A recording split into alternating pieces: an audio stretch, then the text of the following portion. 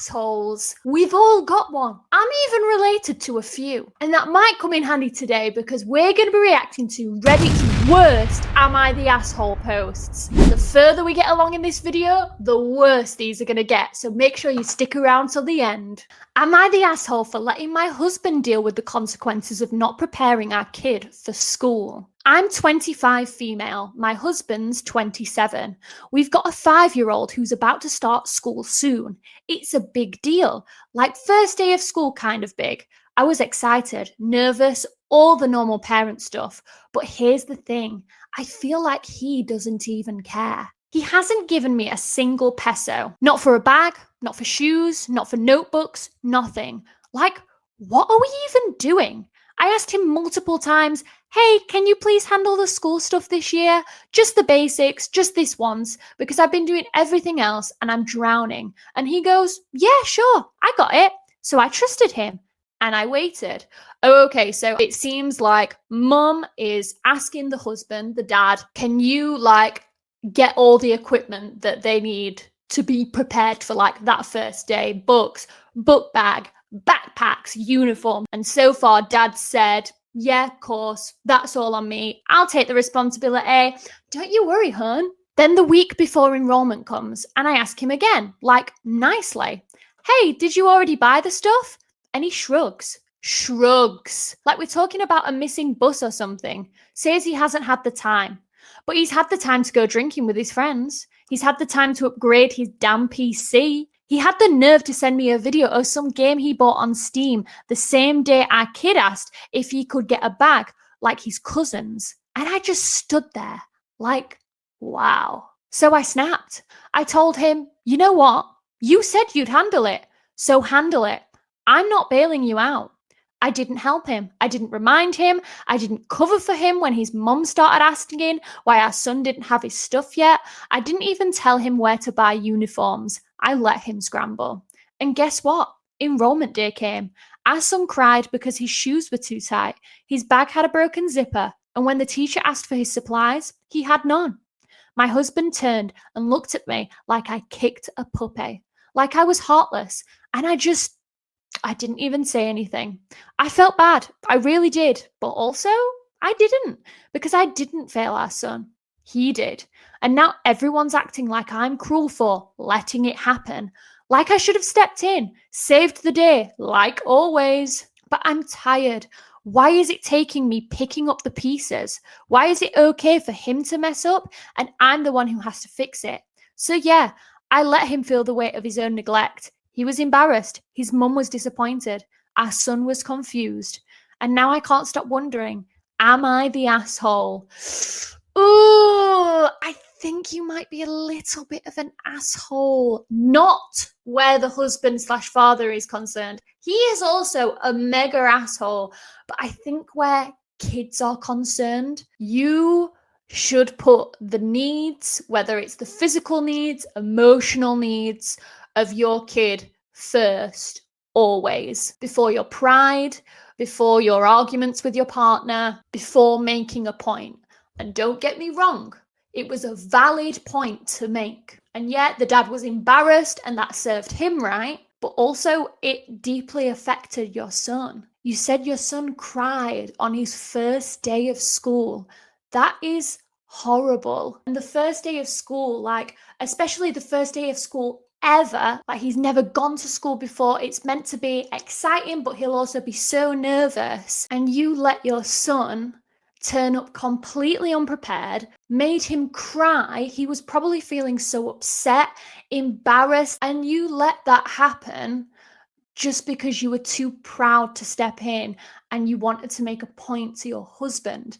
Again, a valid point. The husband was being an asshole too. But in my opinion, this person's put their own selfish need to be right and prove a point over the actual needs of her child. And the dad definitely has responsibility in that aspect as well. Equally, if the dad had just done what he said he was going to do, the son would have been prepared for the first day of school and wouldn't have been so upset and embarrassed and cried on his first day. But equally, if you, after recognizing that your husband probably wasn't going to do all that stuff, had swallowed your pride, stepped in and saved the day, then your son also wouldn't have cried on his first day of school. Unfortunately, you've been having this kind of petty argument with your husband, and the person that's really come off worse in this is your 5-year-old son, and that isn't fair. I think there was definitely a better way that this could have been handled,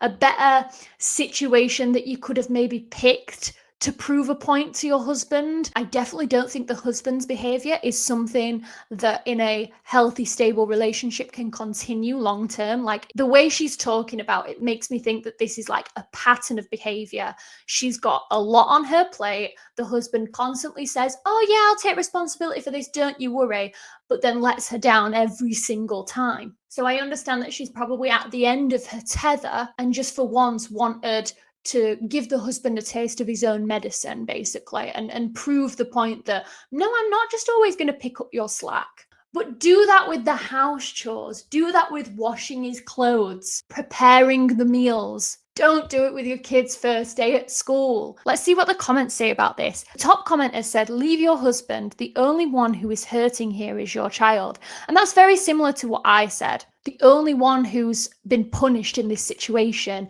is the child. But I wouldn't necessarily just put all the blame of that on the husband in this particular situation. I definitely don't think that she should just leave her husband over this one thing, but it's definitely something that should be addressed ASAP so that they can move forward together, because this whole situation is not a good parenting moment. It's not a good relationship moment either. And it's definitely something that could cause a wedge in the relationship and cause them to separate in the future.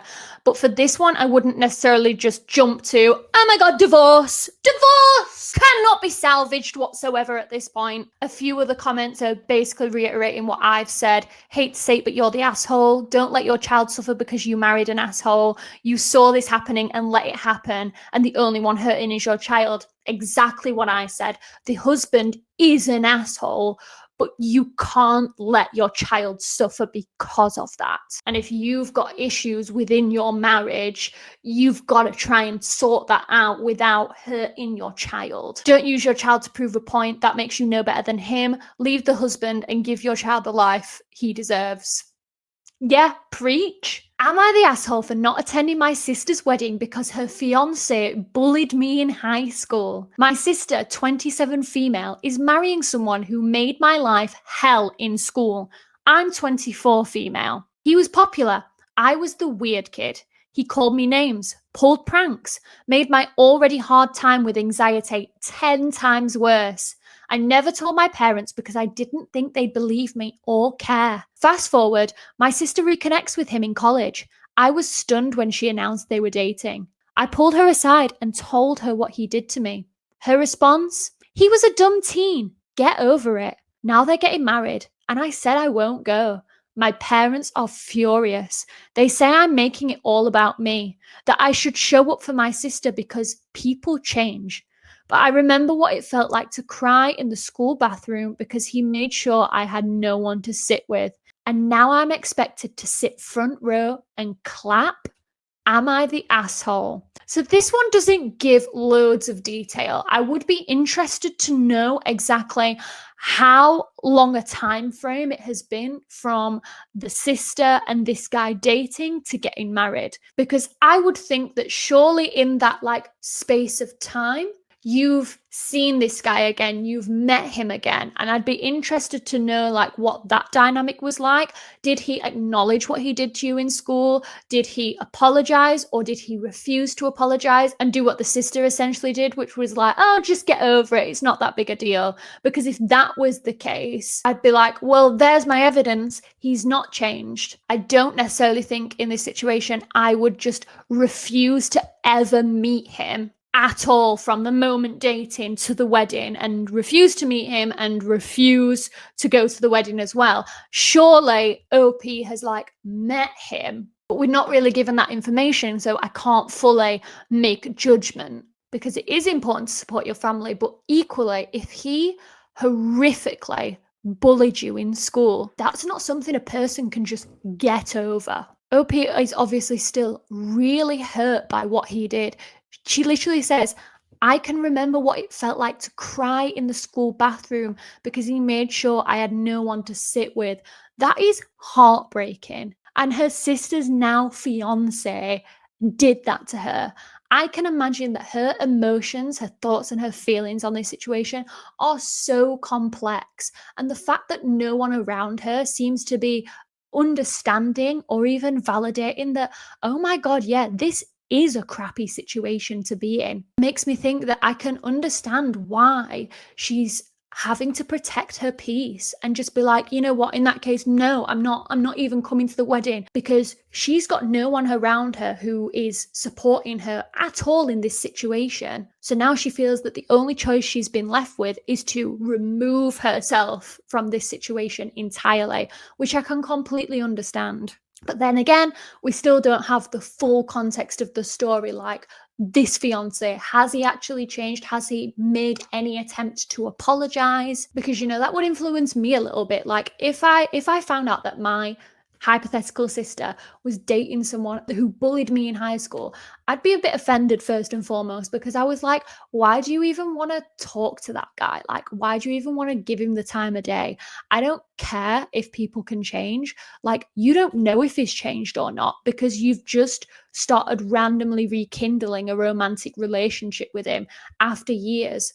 You've done that without knowing whether he's changed or not. So I'd be really offended from that. But then if, you know, he came into my life, he apologized and genuinely made the steps to repair a relationship, I might never think he's amazing or love him, but in that situation, I could potentially, you know, accept that this is who my sister's fallen in love with.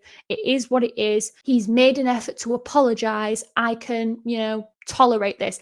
I'll never, you know, be his best friend. I'll never be, you know, close with them as a couple. But, you know, I can tolerate it. I can accept it. And, you know, I can be happy for them from a distance. You know what I mean?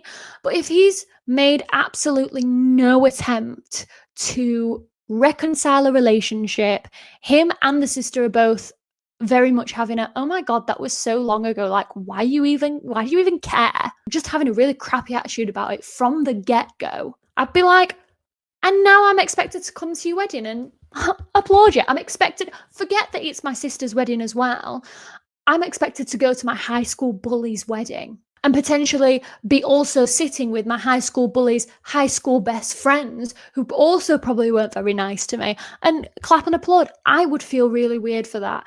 I'm going to say not the asshole in this situation. We don't have all the context, but just from the sounds of it, it doesn't sound like anybody is on this girl's side. Top comment says, stand your ground, write down what he did and what you went through. Tell them everything and how much it still hurts you. Give it to your family and close relatives and even his family. Then say this is the reason you will not attend the wedding or any family event he will be attending. Your mental health and self-esteem is more important than faking happiness for your sister. Probably wouldn't send it to his family because I feel like that borders on just being malicious. But the family who needs to know, your sister, your parents, close relatives, I think this might be a good idea. Writing it down so you have, you know, the time to script it thoroughly, make it fair, make it honest, and then maybe having it written down and seeing it in black and white might make people think, oh God, that is a really horrible thing that happened. And then someone else has commented, if he really had changed, he'd have made an unprompted apology to OP. He hasn't made any attempt by the sounds of it, not the asshole. That's another thing. I think if he had made an attempt to apologize, OP might have included that in the thing. Obviously, we don't fully know, but yeah, if he fully had changed and he realized that, oh my God, this person I'm dating is the sister of the person I used to severely bully, that would be one of the first things that I would bring up if I was the husband and I used to bully my soon-to-be sister-in-law in school. If he's a good person and he actually has changed, that's what he'd do. Am I the asshole for blowing up after I caught my wife secretly withdrawing money from my account? I, 35 male, have been with my wife, 28 female, for 6 years, married for 4. We have a kid, a house, shared the bills, the usual. We agreed early on. I handle most of the financial stuff, not because she can't, but because I'm just more structured. I've got a spreadsheet, alerts, categories, whatever. That is me to a T. I mean, I still live at home currently, but hopefully, fingers crossed, sometime soon when I move out, there will be laminated spreadsheets. There will be iPhone alert reminders. There will be printed out schedules. The whole shebang. So I'm on this guy's wavelength currently. But lately, things weren't adding up. Like, my card kept declining in random places. Netflix payments bounced twice. Like, we're not rich, but we're not broke either. So I checked my bank app, and boom, there it was. Random withdrawals, like 3,000 here, 7,000 there, sometimes within the space of a week. No explanation. That's a little bit more than a random withdrawal. Sometimes I get a random withdrawal of like a few quid here from something that I forgot that I ordered or something. Not 3,000 to $7,000, pounds, whatever this is. Oh my God. That's not just petty theft. Like, if this is the wife doing this isn't just the case of, oh, we share assets. Oh, what's mine is yours. Like, that's like a house deposit. No explanation, no message, no, hey, is it cool if I grab some cash? Nothing. So I ask her, not even angrily, just straight, hey, were you the one taking cash out last week? And she just doesn't answer. She just stares at her phone like she didn't even hear me. I ask again, louder this time, still nothing. I finally go, why are you taking money from our account and not telling me? And she literally says nothing, just shrugs. Not even a sorry, not even a lie, nothing. I lost it. I told her, you can't just take from our money like that and use it for whatever you feel like. That's not okay. And she goes, it's our money, right? So why do I need to ask? Like, girl, no. I love that this husband sounds kind of fruity. Like, girl, no. It's not about permission. It's about respect. We're supposed to be in this together. We budget together. We struggle together. You don't just swipe cash and act like it's no big deal while I'm here stressing about bounced bills.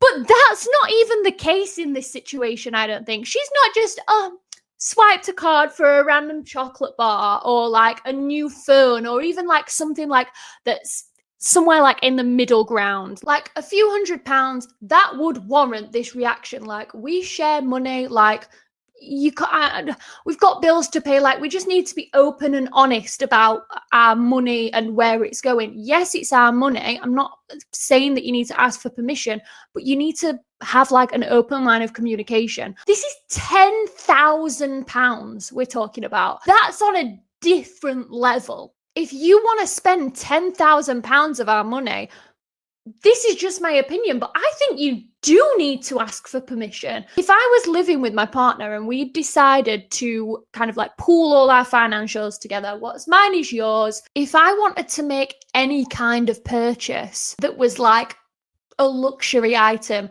never mind £10,000 worth of stuff, I would be asking. And I'd expect my partner to ask me as well. Not necessarily if they just wanted like a new top, a new outfit, new PlayStation game. Not necessarily talking about that.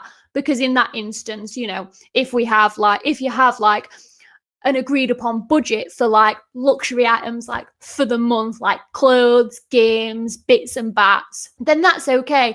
And when you see it come out, you can just be like, oh, what was the £50 on? And they can say, oh, I just did a little shopping haul, needed some clothes. That's fine. But if it's like, I don't know, 10 grand, I think I'd run that by my partner. But I don't know, maybe that's controversial. Maybe that's just me. She walked away from me mid-argument. No apology, just silence for 2 days now. Oh my God, this wife is crazy. The entitlement is off the charts. I've been sleeping in the guest room thinking, am I really crazy here? Like, she used our joint funds without a word, then acted like I was the one overreacting. Part of me feels like I shouldn't have yelled, but another part of me is like, if I don't speak up, she'll keep doing this, and then what?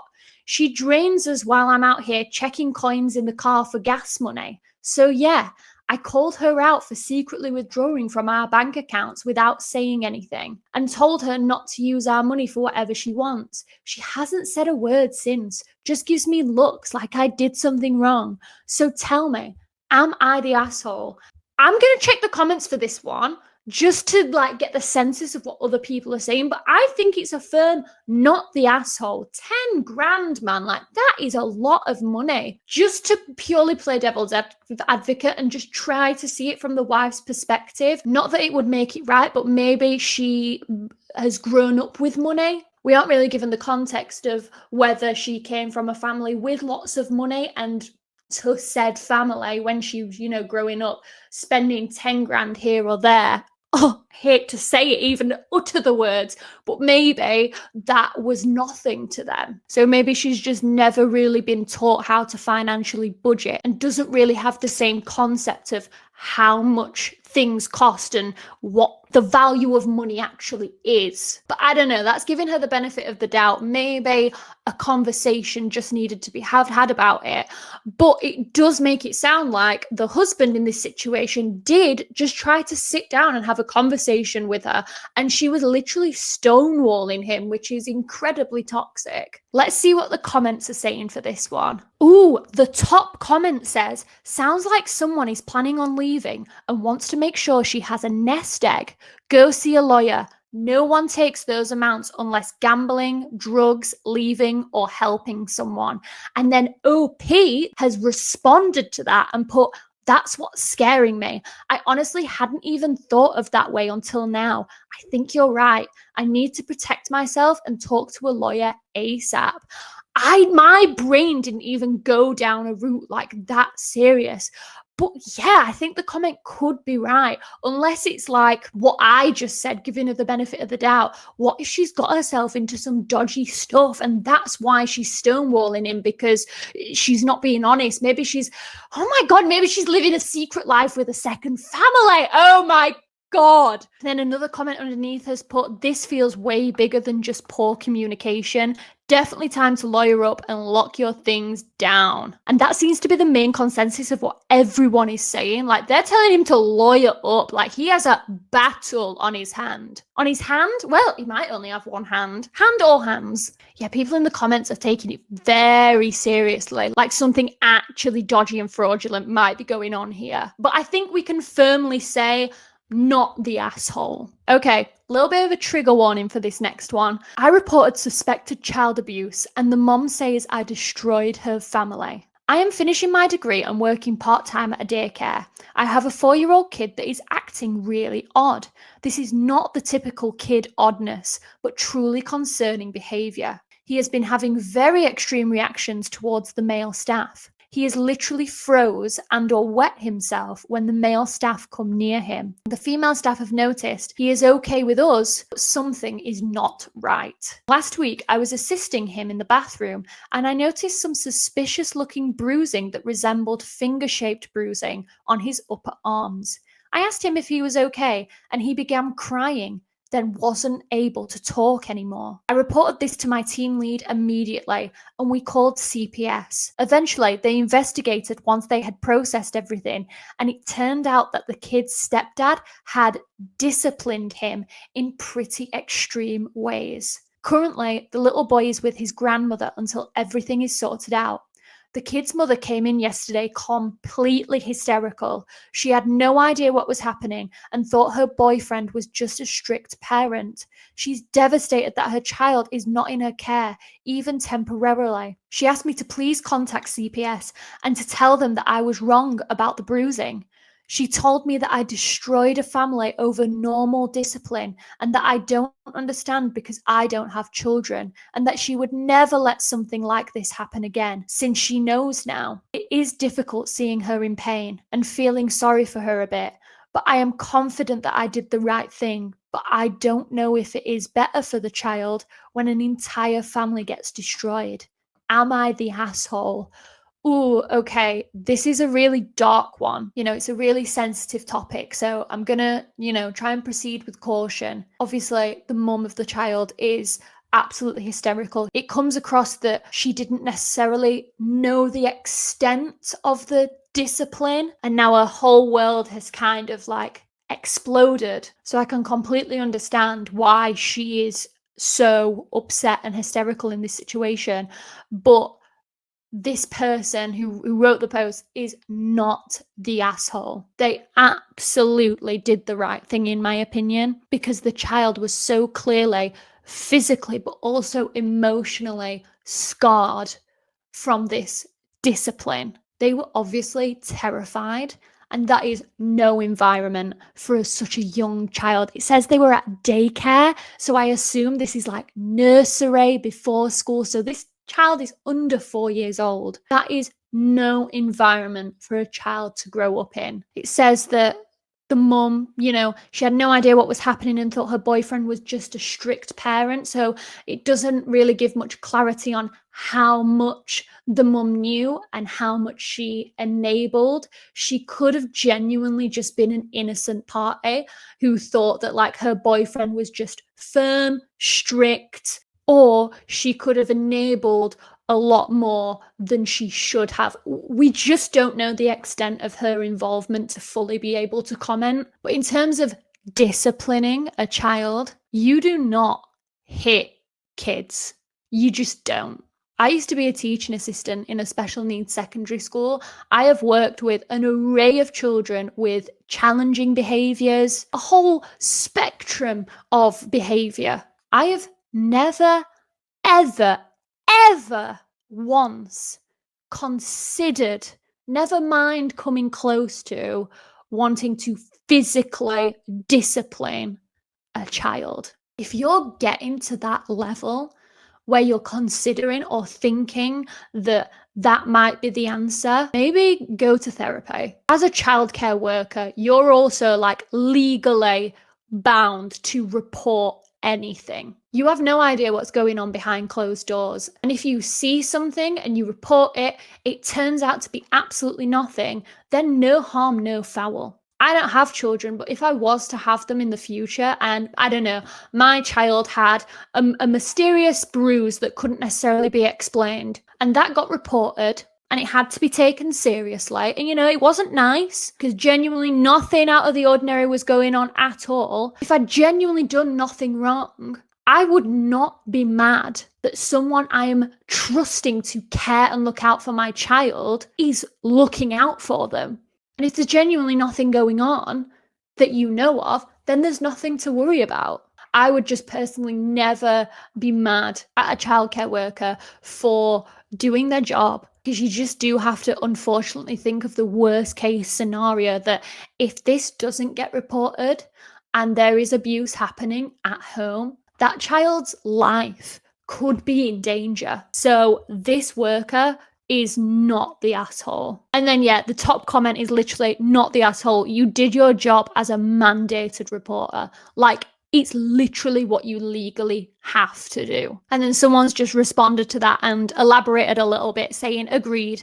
I think people don't always understand what a mandated reporter is. If you are a mandated reporter, you are supposed to make a report if you suspect abuse, always. It's not your job to determine if the abuse actually occurred. It's just your job to report it. Also, there can be legal ramifications if you are a mandated reporter and don't report suspected abuse. The mother can say all she wants about OP calling CPS and telling them it was just normal discipline, but it would make no difference. OP reported what they saw and someone else made the abuse determination from there. Exactly. Completely out of OP's hands. And in my opinion, any form of physical discipline is not normal discipline. Anyway, I'm going to leave it there for today's video. Please let me know what you think about all of these posts in the comments below. I'm genuinely interested to see different people's takes on this. That's why I love reading the comments of the Reddit posts as well, because I do like to try and get a fully well-rounded perspective on things. As I said, these are all just in my opinions, just from reading them once and then just having a quick think about it. So let me know if you agree or disagree on what you think down in the comments below. If you did enjoy today's video, please like and subscribe. I also make really cool videos over on Instagram and TikTok. And if you are going to stick around, then I'll see you in the next video. Bye!